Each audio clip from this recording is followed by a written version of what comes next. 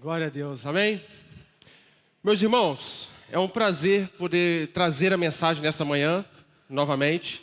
É sempre um prazer poder estar pregando o Evangelho do nosso Senhor Jesus Cristo. E para quem não recebeu ainda, o GAN, a gente tem disponível, é só levantar sua mão aí onde você está, que o pessoal da recepção vai levar até você. Meus irmãos, vocês sabem que nós, seminaristas, estamos sendo mentoreados pela Kênia, pelo pastor Arlênio e pelos pastores da igreja, pastor Éden e pastor Gustavo. E tem uma coisa que me foi dita há alguns anos, há uns 2 anos, pelo pastor Gustavo, e que ficou gravado no meu coração. O pastor Gustavo sempre me disse o seguinte: Maicon, sempre tenha uma mensagem pronta. Sempre tenha uma mensagem pronta. Porque você não sabe quando é que Deus vai te convocar a pregar o Evangelho. Então, quando Ele te convocar, você terá uma mensagem pronta. Aliado a isso, eu tenho a concepção de que Deus tem coisas específicas para falar em momentos específicos, para pessoas específicas. Ou seja, Deus tem uma mensagem única para os corações daqueles que creem nele. E essa mensagem, irmãos, ela está pronta há mais ou menos 9 meses. No entanto, eu entendi de Deus que esse era o momento certo para pregar esta mensagem, diante de tudo que a gente tem passado pelo país. O tema da mensagem de hoje é: a nossa esperança está na eternidade. Eu convido os irmãos a abrir no Evangelho de João, no capítulo 11. Eu não sou muito de pregar mensagens temáticas. Eu gosto mais de pregar mensagem textual. Mas essa é uma mensagem temática. Então, nós vamos passear na Bíblia. Nós vamos passear em vários versículos bíblicos. Esse é da onde nós vamos tirar a nossa conclusão. Mas nós vamos passear em vários versículos bíblicos para trazer as fundamentações do que a gente precisa aprender hoje. Quando a gente está trabalhando com desenvolvimento pessoal, normalmente a gente precisa fazer alguns questionamentos acerca de coisas que nós mesmos pensamos, ou acerca de coisas que nós entendemos que nós fazemos. Por quê? Porque através de questionamentos nós enxergamos alguns problemas, e enxergando esses problemas nós ganhamos a oportunidade de resolvê-los. Então, com base nisso, eu gostaria de começar a mensagem de hoje iniciando com alguns questionamentos. Vocês não precisam responder, mas eu gostaria que vocês respondessem para si mesmos. E a primeira pergunta é: em que colocamos a nossa esperança? No nosso dia a dia, no nosso trabalho, no nosso emprego, em que colocamos a nossa esperança? Quando perdemos um emprego, o que fazemos ou pensamos? Qual é o primeiro pensamento que vem à nossa memória? Como agimos diante desse problema? 3. Quando uma enfermidade nos alcança, como agimos? Como que a gente age? A gente chora, a gente se desespera, como que a gente age? E 4. Diante de uma indignação, qual é a nossa primeira reação? Diante de algo injusto que acontece diante dos nossos olhos, qual é a nossa primeira reação? Como que a gente age? Naturalmente, nós, como seres humanos que nós somos, diante de situações adversas, nós tornamos seres completamente reativos. Ou seja, se gritam conosco, a gente imediatamente reage. Se nós ficamos doentes, nós imediatamente reagimos. Se acontece alguma injustiça, seja ela qual for, nós imediatamente reagimos. Nós somos seres reativos. E às vezes, essas reações não fazem parte do plano de Deus para aquele momento. Isso me faz lembrar, por exemplo, de quando Jesus estava de frente do rei Herodes para ser julgado. E diante dos questionamentos e das calúnias que levantaram contra ele, Jesus ele não foi reativo. Ele ficou em silêncio. Porque ele sabia que aquilo dali fazia parte do plano de Deus. Então, diante de coisas que acontecem, coisas que não são do nosso agrado, irmãos, mas que fazem parte do plano de Deus, nós reagimos de maneira que nós nos desviamos desses planos de Deus. Existem essas possibilidades. Normalmente nós tomamos sobre nós a responsabilidade de resolver os problemas. Já observaram? Se a gente enxerga um problema à nossa frente, nós tomamos sobre nós a responsabilidade de resolvê-los. E pior, nós tomamos sobre nós a responsabilidade de resolvê-los da maneira que nós achamos que nós devemos resolver. Que nós entendemos que nós devemos resolver. Ora, diante de uma agressão, qual é o nosso ímpeto? Qual é a nossa vontade? É reagir à agressão. É sermos igualmente agressivos.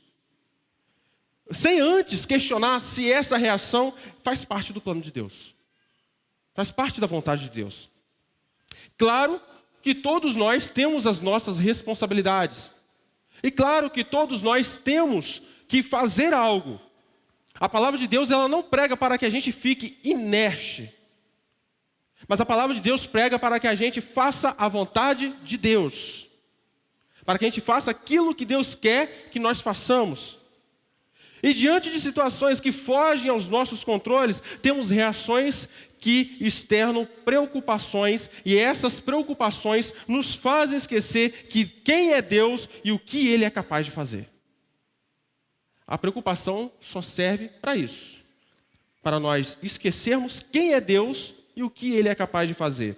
Em Jeremias 17, do versículo 5 ao 7, diz o seguinte: assim diz o Senhor, maldito é um homem que confia nos homens, que faz da humanidade mortal a sua força, mas cujo coração se afasta do Senhor. Mas bendito é um homem cuja a confiança está no Senhor, cuja confiança nele está. O que esse texto nos ensina? Ele nos ensina que maldito é um homem que confia em si mesmo. Maldito é um homem aquele que coloca sobre si a força. Pois quando nós colocamos sobre nós a força, quando nós colocamos sobre nós a nossa esperança, nós falharemos. Nós falhamos. E muito pior do que falhar, nós nos afastamos da vontade de Deus. Isso porque nós colocamos a esperança em nós mesmos. E quando depositamos a confiança em nós mesmos, naturalmente não confiaremos no que o Senhor tem para fazer na nossa vida. E logo faremos, agiremos coisas segundo as nossas vontades. E com isso demonstraremos estar afastado de confiar no Senhor. É como se nós tirássemos Deus do trono. Quando nós depositamos a confiança em nós mesmos, nós estamos tirando Deus do trono e colocando o homem no trono.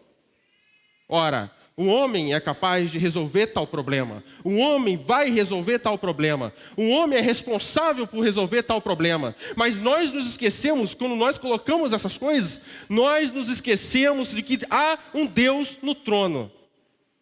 E que há um Deus que governa todas as coisas. Que está no controle de todas as coisas.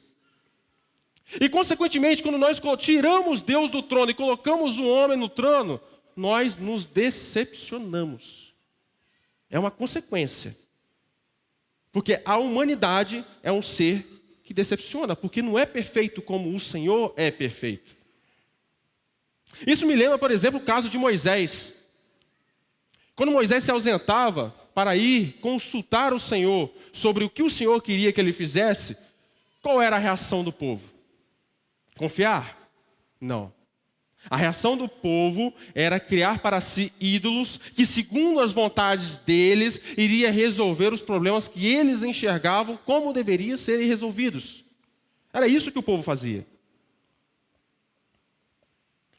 Hoje, os tempos são outros. Porém, os caminhos permanecem os mesmos. Nós temos colocado ídolos para resolver problemas cuja solução deverá ou deveria vir do Senhor. Nós colocamos pessoas como soluções de problemas, mas a solução dos nossos problemas é nos achegar ao Senhor. Porque Ele é o justo juiz. E Ele governa todas as coisas. Quando nós tiramos Deus do trono e colocamos homens que julgamos serem justos, corretos e autossuficientes para resolver problemas, atender demandas que nós julgamos serem importantes, das maneiras que nós entendemos que devem ser resolvidas, nós nos esquecemos de quem Deus é. E nós nos esquecemos das suas promessas. Isso porque o homem, ele nos decepciona. E diante da decepção trazida pelo homem, nós ficamos desesperançosos. Com isso a gente chega à conclusão que, quando confiamos em nós mesmos ou em outras pessoas, mais do que confiamos no Senhor, nós, consequentemente, ficamos desesperançosos. Porque o homem vai decepcionar. Vai decepcionar. Isso ocorre, meus irmãos, porque a nossa esperança permanece em coisas terrenas, em coisas deste mundo. Mesmo conhecendo as palavras de eternidade do nosso Senhor Jesus Cristo, aparentemente nós temos o impulso de colocar esses planos de eternidade em segundo plano. Porque nós focamos no aqui, nós focamos no agora. E a consequência desse equívoco, a consequência desse nosso equívoco, é que nós aos poucos vamos apagando das nossas memórias reais as promessas que Deus tem para nós. Ora, se eu acredito que sobre o meu esforço eu ganho o meu sustento, e não acredito, consequentemente eu não vou acreditar que Deus supre as minhas necessidades. Ora, se eu acredito que em meu esforço eu vou conquistar tal coisa, eu não acredito que há um Deus que luta por mim. Se eu coloco 100% da força em mim, eu não acredito que Deus é capaz de fazer algo.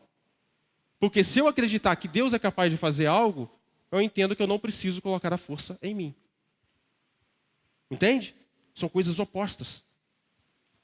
E isso faz com que a gente vai se afastando de coisas maravilhosas que Cristo conquistou por nós.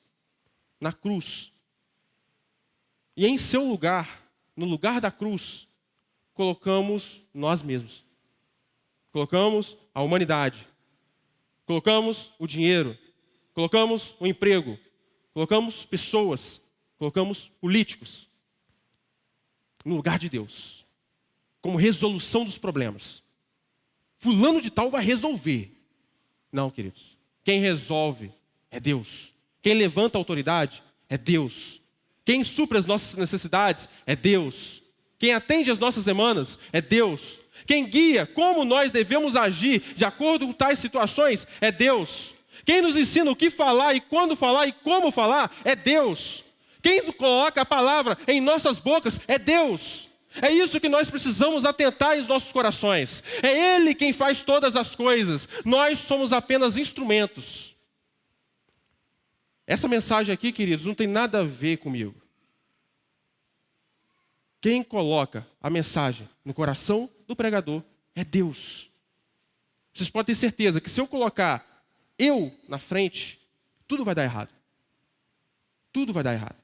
Mas se eu coloco Deus na coisa, a certeza do sucesso alcança meu coração. A verdade é que tudo nessa vida é passageiro. Mas as promessas do Senhor são para todos sempre. E serão cumpridas por Ele. São para sempre. Isso tem uma causa. Diante de uma teologia triunfalista que predomina em muitos lugares, onde prega-se que nós vamos vencer, nós vamos passar por cima, nós nascemos para ser cabeça e não cauda, nós nascemos para o sucesso. Diante de uma teologia triunfalista, nós, consequentemente, colocamos o homem no lugar de Deus. Porque nós entendemos que nós fazemos, nós alcançamos, nós... É isso que acontece. Porém, essa mesma teologia nos faz esquecer de um dos versículos mais icônicos da Bíblia. Um dos mais impactantes do cristianismo. Se encontra lá em João 16:33, que diz o seguinte: Eu lhe disse essas coisas para que em mim vocês tenham paz. Neste mundo vocês terão aflições. Contudo, tenham ânimo. Eu venci o mundo. Jesus, de certa forma, através dessas palavras, ele busca nortear nossas esperanças e fortalecer a nossa fé e os nossos laços nele. Ele diz basicamente o seguinte: olha, no mundo vai acontecer tudo de ruim, mas eu venci o mundo. E eu digo essas coisas para que em mim, vocês tenham paz. Em mim, vocês fiquem tranquilos. Que independente do que venha acontecer nesse mundo caído, vocês terão paz. Vocês ficarão tranquilos. Porque em mim, vocês têm paz. Isso porque quando a gente deposita a nossa esperança nele, e a gente confia que Jesus Cristo cumpre todas as suas promessas, a gente fica tranquilo independente do que aconteça. Lembrando, o ficar tranquilo não é necessariamente o ficar inerte, mas é agir de acordo com a vontade de Deus, no tempo de Deus e na forma de Deus. Esse é o ficar tranquilo. Esse é o ficar calmo. Em João capítulo 11, nós vemos a situação da morte de Lázaro, amigo de Jesus. Esse texto nos mostra que Lázaro ficou muito doente, e veio a falecer. E diante desse falecimento, os parentes e amigos de Lázaro ficaram extremamente tristes. Marta, irmã de Lázaro, muito triste pela morte de Lázaro, vai até Jesus e diz o seguinte, está lá em João 11, 21. Disse Marta a Jesus: Senhor, se estivesses aqui, meu irmão não teria morrido. Ela fala isso para Jesus. E a fala de Marta é bíblica, é até bonita, porque ela depositou em Jesus Cristo a confiança de que se Jesus estivesse ali, Lázaro não teria morrido. No entanto, ela depositou a confiança em algo para ser resolvido nesta terra. Algo para esta terra. Ela ficou preocupada com o hoje, com o agora. E por esse motivo Jesus responde lá em João 11, 25 e 26. Disse-lhe Jesus: Eu sou a ressurreição e a vida. Aquele que crê em mim, ainda que morra, viverá. E quem vive e crê em mim, não morrerá eternamente. Você crê nisso? Depois disso, Jesus vai até Lázaro, onde Lázaro estava sepultado, e o ressuscita. Porém, ele nos deixou uma mensagem muito importante nesse contexto. E que mensagem é essa? A mensagem da eternidade. Aquele que crê em mim, ainda que morra, viverá. As palavras de Jesus entram em nosso coração como uma bússola, direcionando nossos pensamentos, nossas emoções, naquilo que realmente importa. A vida eterna. Quantos de nós ficamos extremamente preocupados com o tempo de hoje, com o tempo do agora? Mas vem Jesus e diz: tudo bem, é difícil o momento que vocês estão passando. Eu entendo o que vocês estão passando. Mas se você crê em mim, você terá a eternidade. Você viverá eternamente. Isso porque quando estou focado nas promessas de eternidade, eu sei que nem a morte, nem a vida, nem demônio, nem sistemas, ninguém poderá roubar a real fonte de esperança que está no meu coração, que é a esperança daquilo que é eterno. Isso não significa que a gente não queira coisas nesse momento, mas a partir do momento que a gente deposita toda a nossa esperança naquilo que é eterno, independente das coisas que aconteçam nesse momento, nós não ficamos chateados e desesperançosos, porque a nossa esperança está naquilo que é eterno, naquilo que foi conquistado na cruz. A certeza da vida eterna. E as preocupações pelo tempo de hoje minam essa certeza da vida eterna. Durante a pandemia, e que foi um momento dificílimo para todos nós, eu vi pessoas falando: eu perdi a minha fé. Isso porque eu trabalho no hospital. E é triste ouvir isso, queridos. Eu perdi a minha fé. A esperança nas coisas desse mundo leva pessoas a perderem a sua fé. Porque essa fé está baseada no que é terreno. e não no que é eterno. Então, consequentemente, quando acontece algo que nos desagrada na vida terrena, a gente perde a fé. E isso aconteceu muito durante a pandemia. Eu vi isso se repetir várias vezes na pandemia. Várias vezes. Eu sei que quando eu digo de púlpito que a nossa esperança deve estar baseada na eternidade, parece algo utópico. Alguns de vocês podem até estar pensando, Michael, a teoria é linda. A teoria é linda. O problema é a prática. O problema é, de fato, depositar a fé em algo que é eterno. Depositar a fé em algo que eu não vejo. Eu só leio sobre. E mesmo assim são tantos textos, tantas teorias, tantos pensamentos sobre o que é eterno, que às vezes eu fico confuso sobre o que é eterno. É natural que venha essa ideia à nossa cabeça. E sim, é muito difícil depositar nossa esperança naquilo que é eterno. Principalmente porque a gente não vê. A gente ouve falar, a gente lê sobre, mas a gente não vê. A gente não vê. Porém, a carta aos Hebreus já nos direciona nesse mesmo pensamento. Está lá em Hebreus 11:1, que diz o seguinte: ora, a fé é a certeza daquilo que esperamos e a prova das coisas que não vemos. Isso é fé.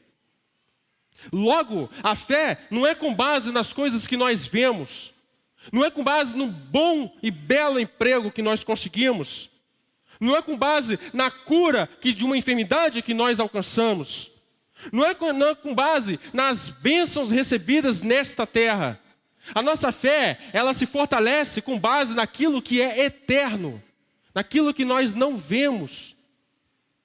Isto porque nós somos peregrinos na terra. Estamos de passagem nessa terra.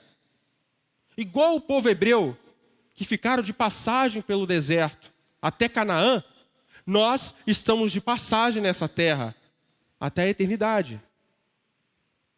É isso que a Bíblia nos ensina. É esse o paralelo que existe entre a história do povo hebreu e a história da nova aliança. Ou seja, Moisés foi o libertador do povo hebreu do Egito.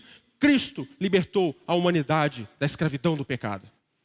Moisés caminhou com o povo hebreu no deserto. Cristo caminha conosco aqui nesta terra. E o povo hebreu chegou a Canaã, a terra prometida. E nós, com Cristo, chegaremos à eternidade e moraremos eternamente com Ele. É com base nisso que a nossa fé deve se sustentar. Com base nisso que nossa fé deve se sustentar. De certa forma, desta forma, não fomos chamados para lutar por coisas desse mundo, meus irmãos. Não é a nossa luta. Não é o que devemos fazer. Não fomos chamados para buscar soluções através das nossas próprias forças, mas sim buscarmos o Senhor com todo o nosso coração e confiarmos em suas promessas de vida eterna, na qual não haverá choro, nem pranto e nem dor. Essa é a promessa na qual devemos depositar a nossa esperança. Essa é a promessa. Nós não fomos chamados para lutar. Se tem um chamado que nós fomos chamados, é para constantemente pregar o Evangelho. Paulo até diz que prega o Evangelho a muitos, para ver se ele salva alguns. Nós devemos pregar o Evangelho constantemente. Constantemente. Como líder do Ministério de Comunicação, eu tenho visto quão importantes são hoje em dia as redes sociais. No meu Instagram pessoal, eu posto direto mensagens bíblicas e outras coisas. E veio uma pessoa completamente desconhecida, nem sei se é de Itaperuna, e entrou em contato comigo e disse o seguinte: olha, eu preciso de uma oração porque o meu pai está com câncer terminal e a família está desolada. E eu comecei a conversar com ela, com essa pessoa, e a gente começou a iniciar uma campanha de oração. Todo dia eu mandava mensagem para essa pessoa. Meus irmãos, 3 meses depois ela entra em contato comigo. E ela fala, Maico, não precisamos orar mais. Aí eu pensei comigo, já era, né? Morreu. Ela falou assim, não, porque nos últimos exames, o meu pai estava curado. Curado. Ou seja, uma família inteira que estava com a fé toda desestabilizada, e ela não pediu para orar por cura, ela pediu para que a gente orasse para que ele fosse salvo. Ele foi curado. É isso que a nossa fé deve se basear, meus irmãos. No que é eterno. Imagina só, se eu falasse com ela naquele momento, não, vamos orar por cura e ele será curado. E o pai dela falece. Como ficaria a fé dessa pessoa? Com certeza ela seria mais uma que falaria, eu perdi a minha fé.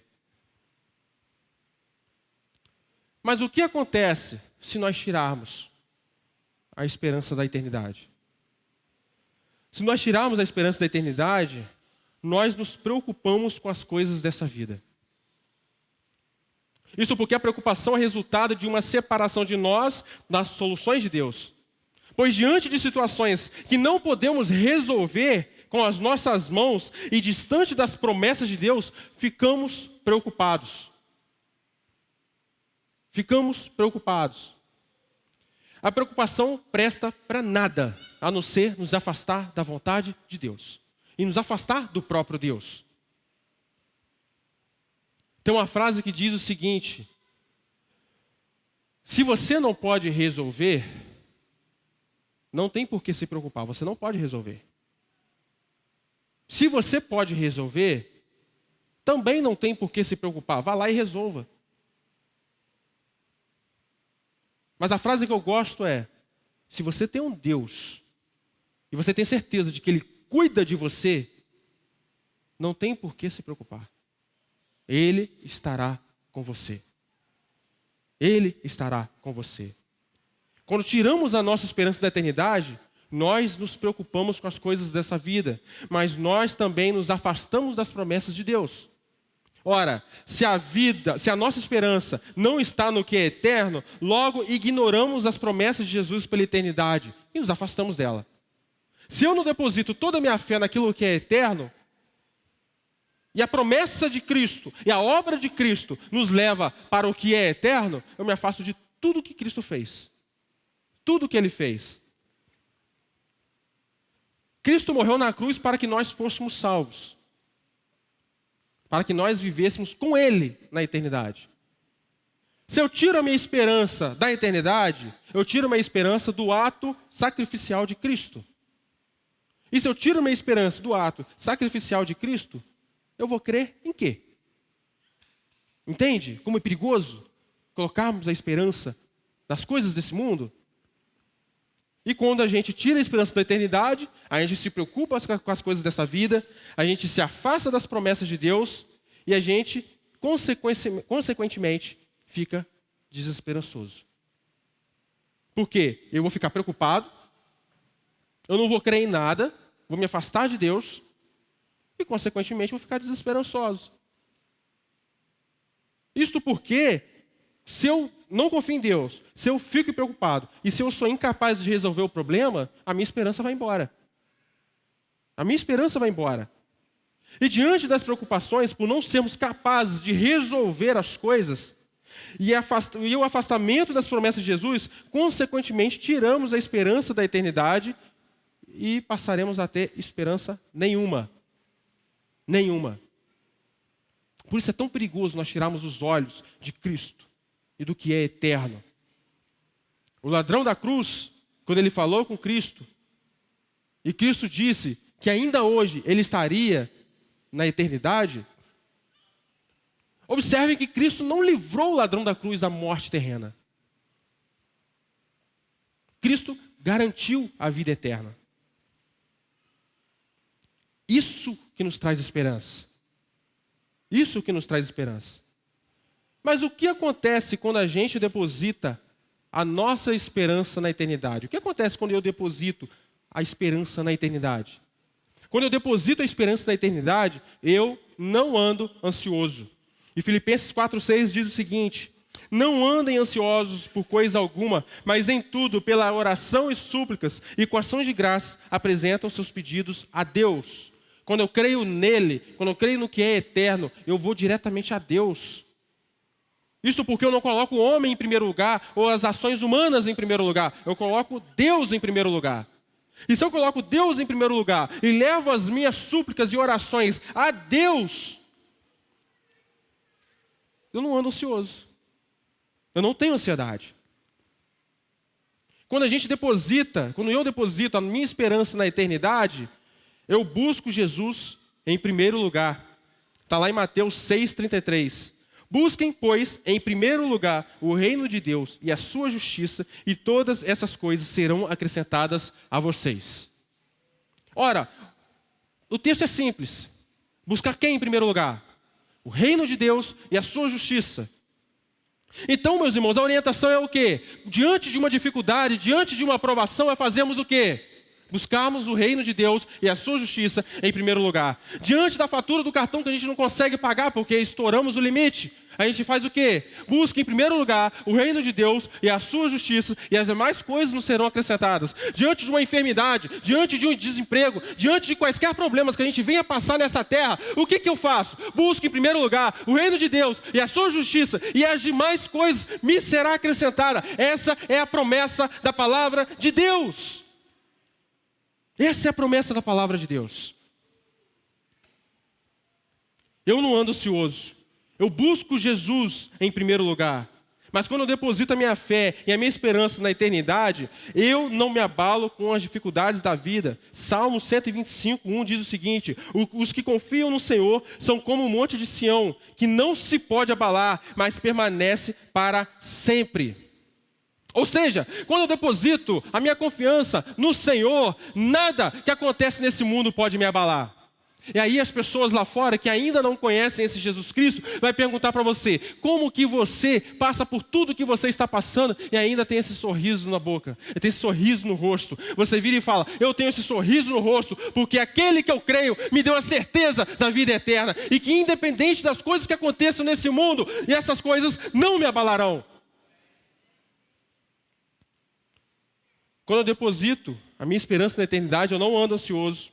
Eu busco Jesus em primeiro lugar. Eu não me abalo com as dificuldades da vida. E eu confio nos planos de Deus. Está lá em Jeremias 29:11. Porque sou eu que conheço os planos que tenho para vocês, diz o Senhor. Planos de fazê-los prosperar e não de causar danos. Planos de dar a vocês esperança e um futuro. Quando eu deposito a minha esperança no que é eterno, eu tenho certeza de que os planos de Deus vão me alcançar. E os planos de Deus são bons, são perfeitos e são agradáveis a mim. E que independente do que aconteça, é agradável, é perfeito a mim.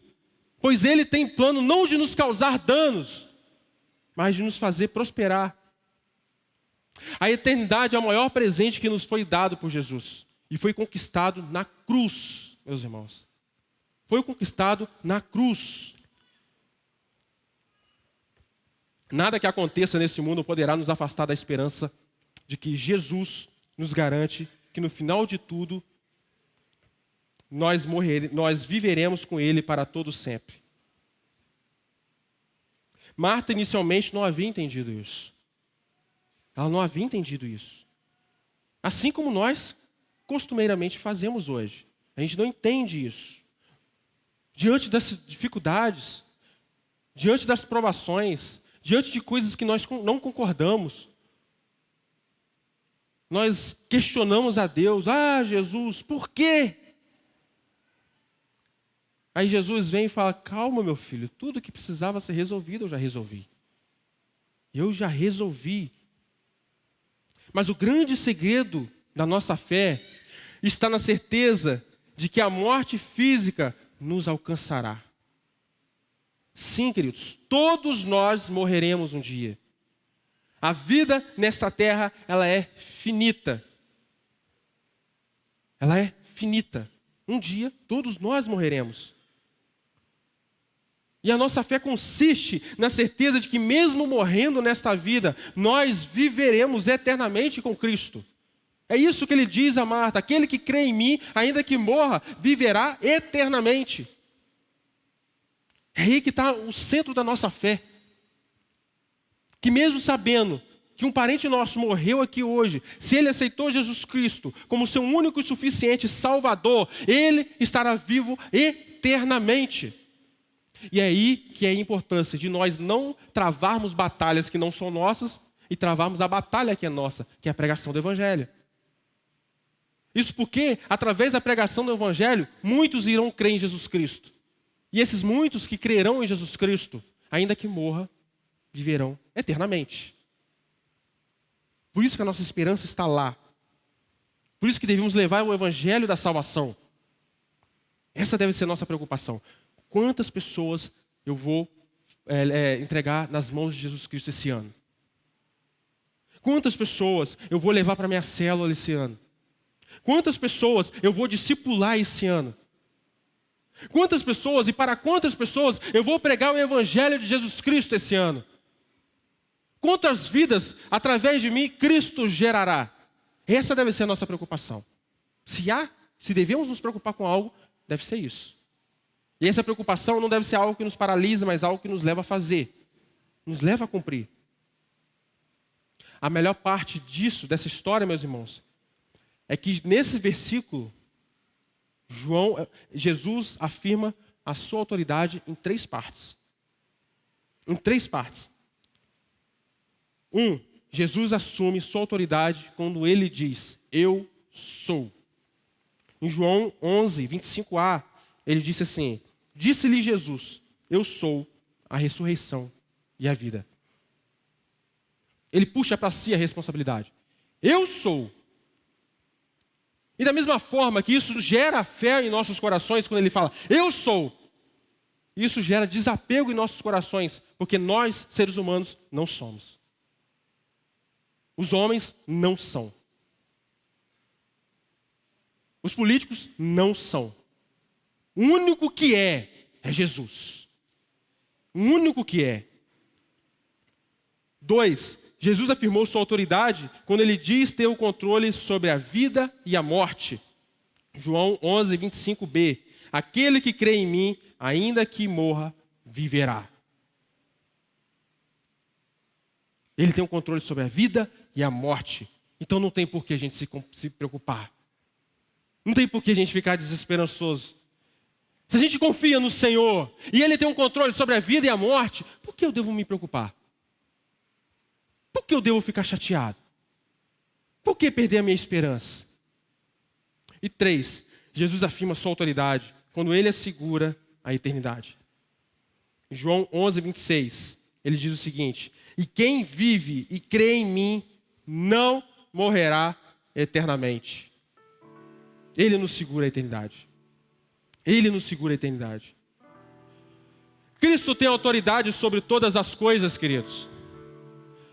Cristo tem autoridade sobre tudo. Cristo está governando este mundo. E mesmo que diante das dificuldades da vida, nós temos que ter a certeza de que Cristo está no trono, governando todas as coisas. Ele está no trono. Ele está governando tudo. Então não é uma crise financeira mundial que vai tirar a esperança do meu coração, porque a minha esperança está em Jesus Cristo. Não é uma crise política que vai tirar a esperança do meu coração, porque a minha esperança está em Jesus Cristo. Não é as pessoas, não é um desemprego, não é uma doença, mas porque a minha esperança está em Jesus Cristo. Está em Jesus. Ele é a fonte de toda esperança. E a promessa da eternidade que Ele me fez é a fonte de toda esperança. Então, queridos, uma coisa que eu quero falar para vocês é o seguinte: quando o mundo nos tira um emprego, Jesus diz: eu sou Jeová Jireh, aquele que provê. Quando a enfermidade nos alcança, Jesus disse: eu sou o Jeová Rafá, aquele que cura. Quando o mundo e suas ideologias entrarem em guerra conosco, Jesus diz: eu sou Jeová Nissi, aquele que é a sua bandeira. Quando nós nos sentimos sozinhos e abandonados, Jesus diz: eu sou Jeová Shammah, o Deus que está presente. E quando o inferno inteiro se levantar contra nossas vidas e ameaçar nos tirar a paz, Jesus diz: eu sou Jeová Shalom, o Deus da paz.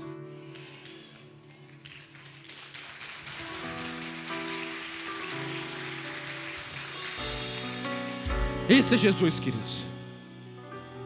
Esse é o Jesus sobre o qual depositamos toda a nossa fé. Esse é Jesus sobre o qual todas as nossas preocupações devem ser lançadas, porque nós confiamos nele. Ele é, e Ele está conosco, e Ele está aqui. Feche seus olhos, curva suas cabeças. Eu gostaria que agora os seus olhos estivessem fixos no Senhor Jesus Cristo. Leve todas as suas preocupações a Ele, queridos. Leve tudo a Ele.